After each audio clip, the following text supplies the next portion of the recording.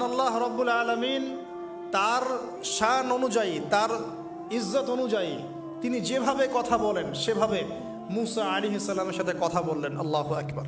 মুসা আলাইহিস সালাম, আল্লাহ রব্বুল আলামিন তাকে মিশরের দিকে যাওয়ার যে সময় তো এখন হয়ে গেছে, 10 বছর হয়ে গেছে, মিশরে যেতে হবে। যাওয়ার পথে স্ট্রিট প্রসব বেদনা উঠেছে। তখন মুসা আলাইহিস সালাম আগুন খুঁজছেন। আগুন কি খুঁজছেন ভাই? আগুন খুঁজতে খুঁজতে খুঁজতে খুঁজতে তুর পাহাড়ের ওখানে গিয়ে দেখছেন যে আগুন গাছে জ্বলছে, সবুজ পাতার উপরে আগুন। তিনি অবাক।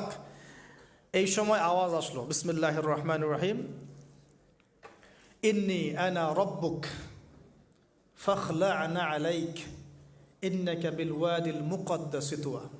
মুসা, ইন্নানি আনা আল্লাহ লা ইলাহা ইল্লা আনা ফা'বুদনি ওয়া আকিমিস সালাতা লিযিকরি। মানে এখানে অনেকগুলো কথা আছে, সূরা তাহার মধ্যে আছে।